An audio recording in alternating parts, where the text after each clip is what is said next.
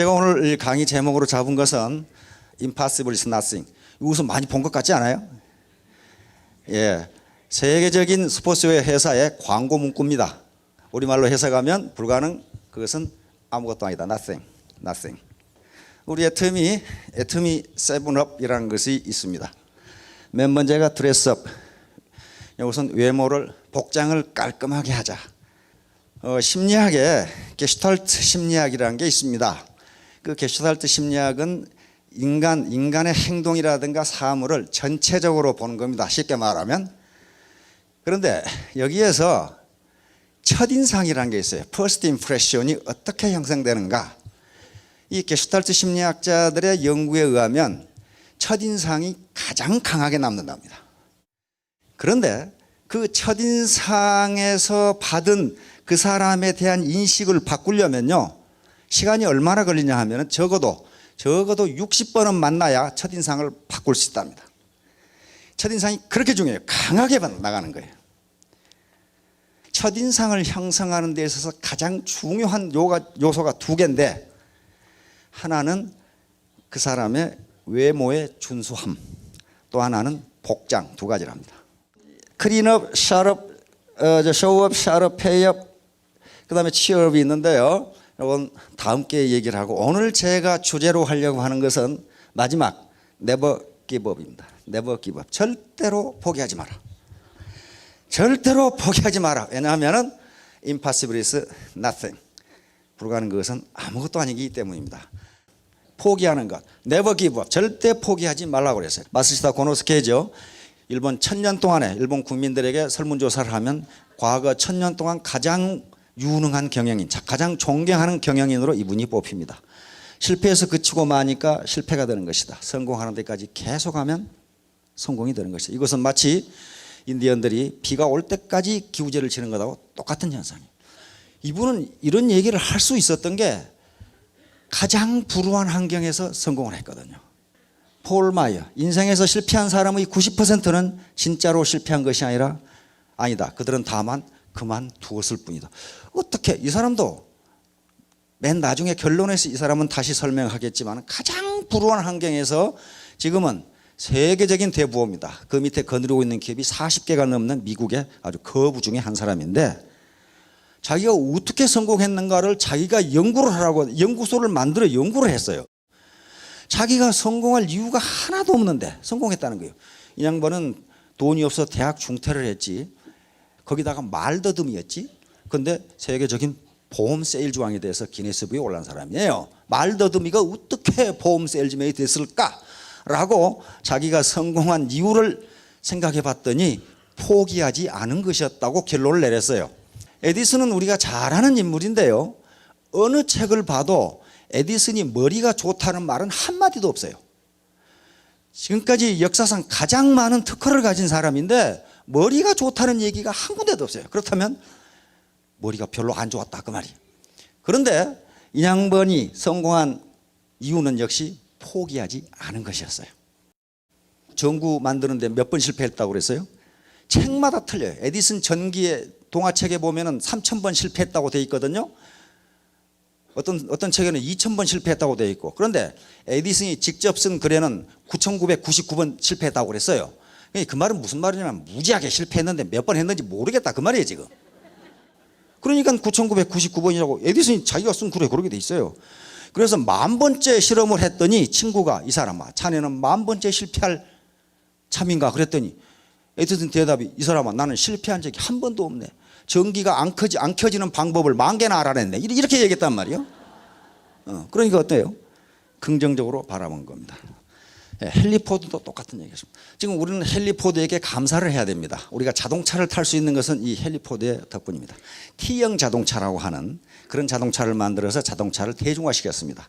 T형 자동차가 나오기 전에는요, 자동차는 귀족들이 자기 사치품으로 가지고 있는 게 자동차였는데 헨리 포드는 그렇게 생각을 하지 않았어요. 왜? 자동차가 꼭 귀족들의 사치품이만 하는가?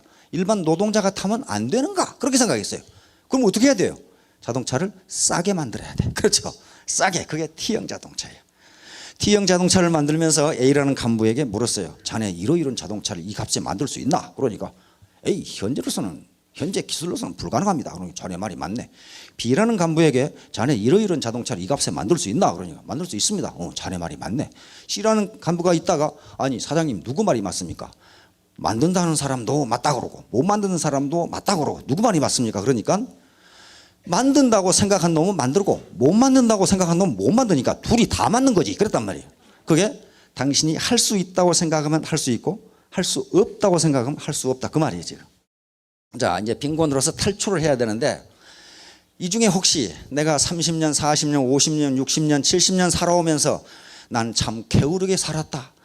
그런 분은 한 분도 안 계실 거예요.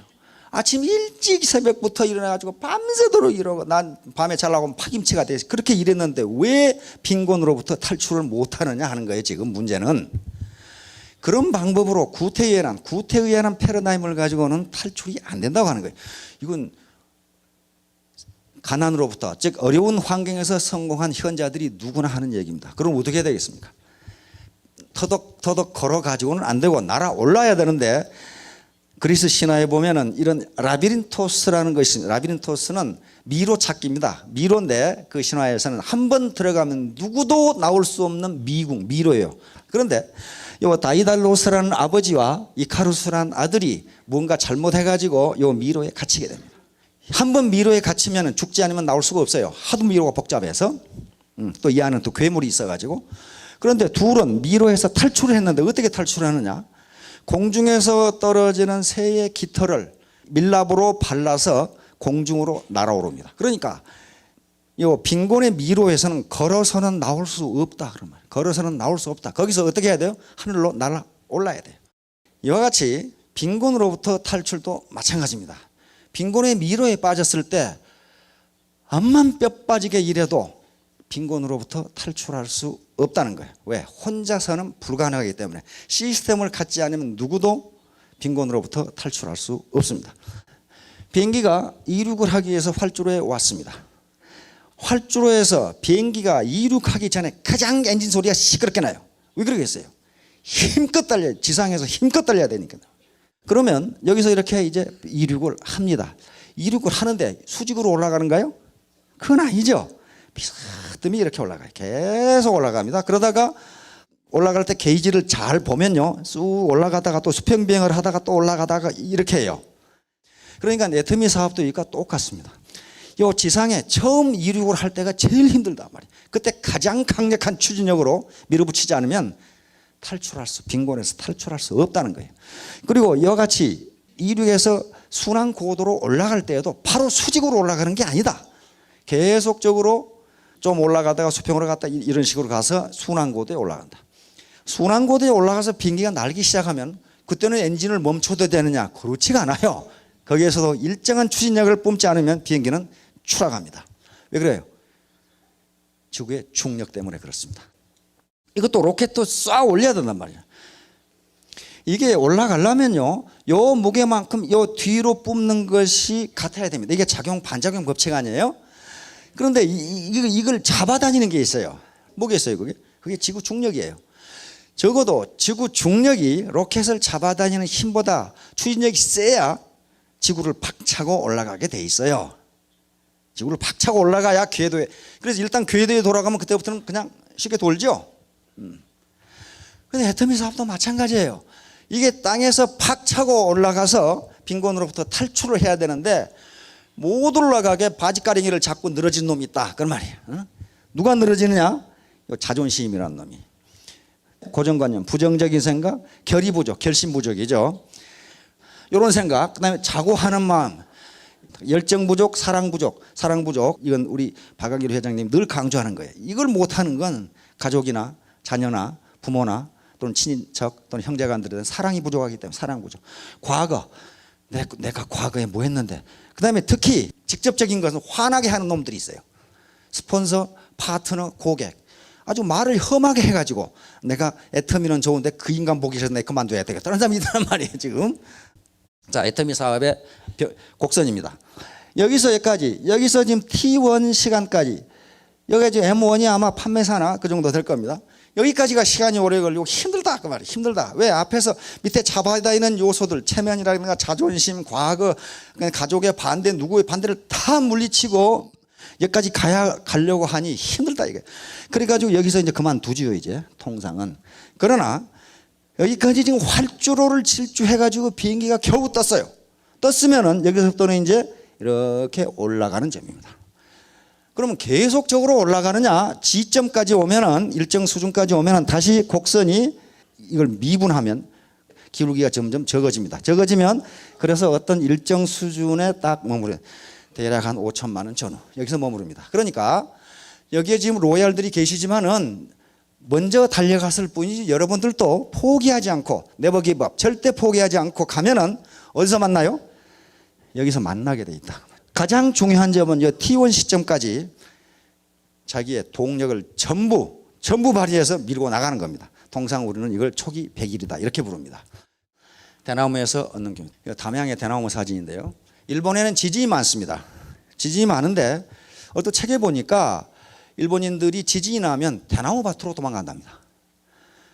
대나무 뿌리는 굉장히 약한데 서로 밀접하게 이렇게 네트워크를 연결하고 있어가지고 다른 땅은 다 무너져도 대나무 밭은 무너지지가 않는데요. 그 뿌리가 아주 단단하게 얽혀 있어서. 바로 이게 네트워크입니다. 네트워크예요. 그러니까 하나하나의 뿌리는 굉장히 작고 약하고 또 그렇게 길게 뻗지도 않았지만은 이것이 아주 격자형으로 잘 짜여져 있어가지고 네트워크를 형성하고 있어가지고 어지간한 천재지변에는 무너지지 않는다 그런 말이에요. 애터미 사업도 마찬가지입니다. 이건 휴먼 네트워크인데 인간 네트워크, 인간 그물망이거든요. 이 네트워크가 얼마나 강하냐에 따라서 그 라인이 무너지느냐 무너지지 않느냐 그 차이예요. 그 차이. 무너지지 않고 계속 뻗어나간다면 성공하는 거고 무너져 버리면 그건 성공이 더디게 되는 거고 그렇습니다. 자, 미래를 만드는 것이다. 미래는 자기에게 그냥 오는 게 아니고 자기가 만들어 가야 되는 것이다. 가만히 생각해 보세요. 자기 미래는 자기가 틀림없이 만들어 갑니다. 내가 어느 대학에 무슨 과를 가서 뭐가 되어야 되겠다고 지금부터 만들어 가는 거예요. 만들어 가는 거지. 가만히 있으니까 내가 과학자가 됐다, 내가 장교가 됐다 그렇게 되지를 않아요. 자기가 만드는 거예요. 그래서 현자들이 벌써 이런 말을 해놨어요. 미래를 예측하는 최상의 방법은 미래를 창조하는 것이다. 드라카르는 현대 경영학을 만든 분입니다.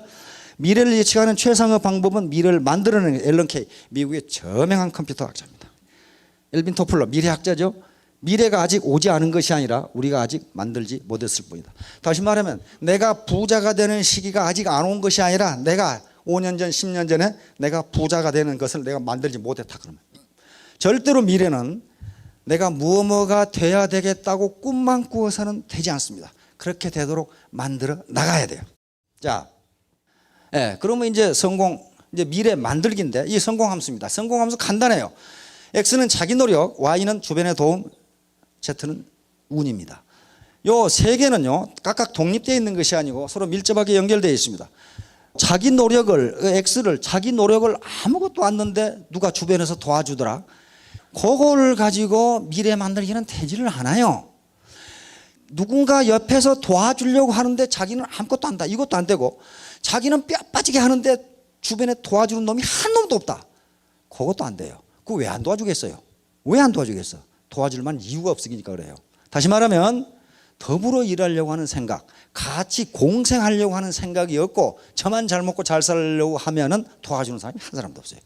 그러면 이 Z 운이라는 것도 내가 열심히 일하고 주변에서 도와주고 그래야 자기에게 운이 우는 거 기회인데 기회가 오는 거지.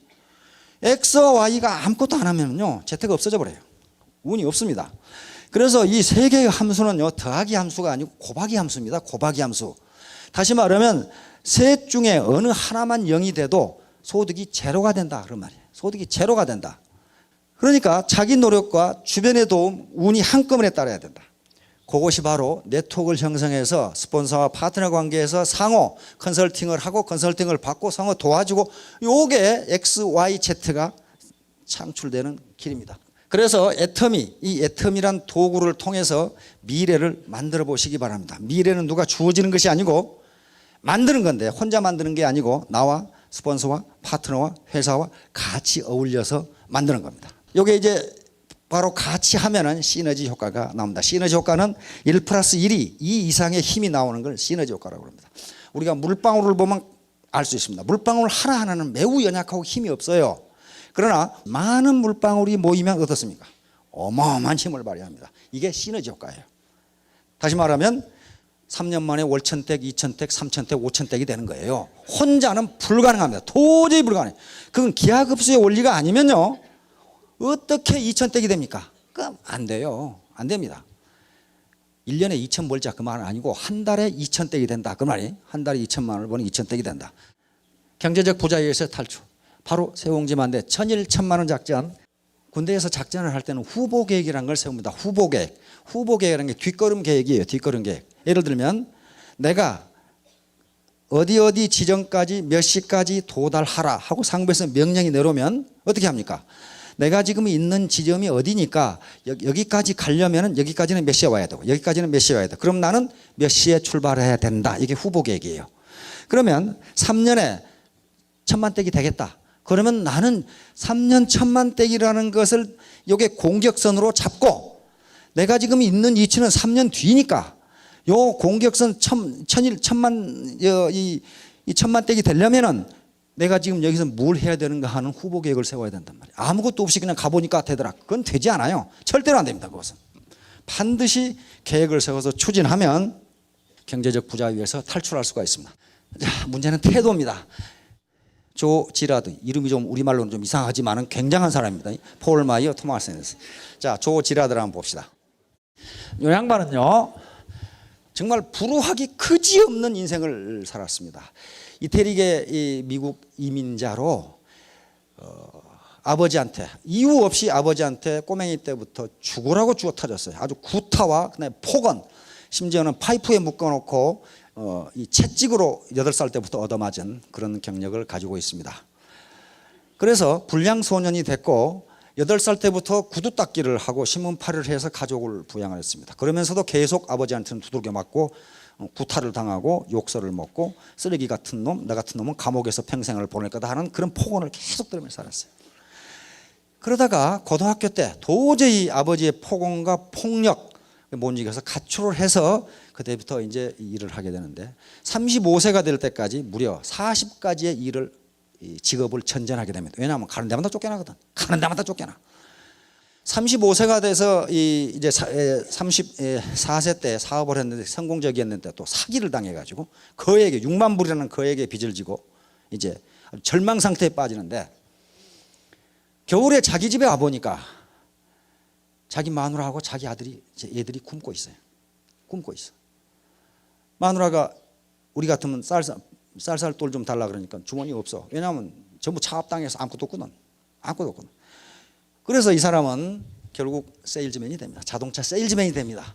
그래서 지금은 헨리 포드와 함께 고등학교도 졸업 못한 자동차 세일즈맨이 미국 자동차 명예의 전당에 올라가 있는 분입니다. 그 정도로 유명한 분이에요. 무려 12년 동안 기네스북에 오른 사람입니다. 세계 자동차 세일즈 왕으로 기네스북에 오른 분이고 지금은 거부가 되어 있는 분인데 훌륭한 세일즈맨이 되기 위해서는 간절히 원해야 된다. 뭐냐면 자기가 첫 번째 차를 파는데 통상 세일즈맨들이 맨 처음에 차를 판 그 사람은 뭐 하는 사람인지 얼굴은 어떻게 생긴 사람인지 또는 내가 무슨 차를 팔았는지 얼마에 팔았니까 또 내가 차를 팔기 위해서 무슨 말을 했는지 기억이 나는 자기는 아무 기억이 안 난다 이거예요. 왜 그러냐 하면은 자기 생각은 그 세일즈맨 얼굴이 식료품으로 보였다 그 말이에요. 나는 지금 내 마누라하고 내 아이들을 먹여 살려야 된다는 생각밖에 아무것도 없다. 훌륭한 세일즈맨이 되기 위해서는 간절히 원해야 된다. 절실한 것은 이루어진다. 간절히 원하는 마음이 강할수록 세일즈에 필요한 행동이 우러나온다. 행동이 우러나온다 그 말은 무슨 말이냐면 무슨 방법으로든지 판다 그 말이에요. 나를 진정한 세일즈맨으로 만들어준 것은 바로 그 간절히 원하는 마음이었기 때문이다. 모든 것은 간절히 원하면 통하게 되어 있다. 세일즈맨이 되었는데 기존의 세일즈맨들은 고객 리스트가 있어요. 고객 리스트, 잠재 고객 리스트를 쑥 가지고 있는데 자기는 세일즈를 처음 해보니까 고객 리스트가 없어. 리스트가 없어. 그래서 생각한 게 뭐냐 하면은 전화번호부 인명편 2장, 상호편 2장을 찍어가지고 그걸 가지고 결국은 첫 해에 세일즈 왕이 돼버려요. 첫 해 어떻게 세일즈왕이 됐는가? 그것은 뭐냐? 절대로 거짓말하지 말라요. 세일즈는 전쟁이다. 그래서 이 양반이 세일즈는 전쟁이다. 그런데 아무도 피해가 없는 전쟁이다. 파는 사람이나 사는 사람이나 상호 이익이 되는 전쟁이다. 그러니까 이런 전쟁은 승리할만 하지 않는가? 그렇죠? 사는 사람 손해 없죠? 애터미 제품 사는 사람 손해 있어요? 파는 사람도 승리하고 사는 사람도 승리하는 거예요. 그러니까 이 사람은 내가 저 사람한테 자동차를 파는 것은 저 사람에게 이익을 주는 일이고 뭐라고 그랬냐면 미국 경제에 이익을 주는 일이다. 내가 이 사람한테 자동차 한 대를 팔면 이 자동차를 만드는데 이 들어가는 부품을 만드는 사람들이 먹고 산다.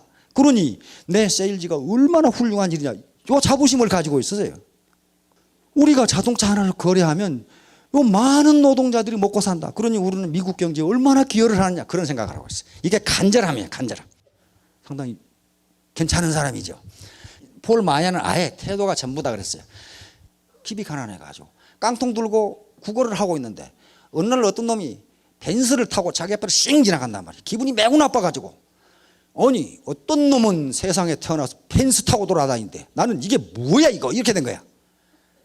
그래가지고 그때부터 보험 세일즈를 시작하는데 말을 더듬으니까 57번의 거절입니다. 57번을 보험회사에 찾아다니 다 퇴짜. 한 회사에 들어갔는데 3일 만에 퇴짜. 쫓겨나요. 그런데 결국은 쫓겨나면서 뭐라 그랬냐. 당신들은 지금 세계 제일의 보험 세일즈맨을 쫓아내고 있는 거예요. 아마 곧 후회할 거예요. 그랬단 말이에요. 그런데 곧 후회하게 됐어요. 단 3년 만에 기네스북에 올라갑니다. 보험 세일즈 왕으로. 그래서 지금 백만장자가 되어 있는 양반인데 이 양반도 하는 얘기가 간절함이에요. 당신이 무엇이든 생생하게 상상하고 열렬하게 원하고 진정으로 믿고 열정적으로 행동 연긴다면 반드시 이루어진다. 삶의 질을 변화시키기에 필요한 것은 필요한 그 무엇이란 첫 번째, 난 반드시 내가 원하는 대로 살 수 있고 그렇게 되도록 할 수 있다는 신념이다. 다시 말하면 태도다. 태도. 당신의 마음가짐이 모든 성공의 출발점이다. 그러고 나서 무엇인가를 이루기 위해 또 무언가가 되겠다고 결심하는 데는 1분도 걸리지 않는다. 문제는 그 결심을 얼마나 신속하게 행동으로 옮기냐에 달려있다. 자, 여러분 반드시 아주 결단을 내려서 모두 성공하시기 바랍니다. 감사합니다.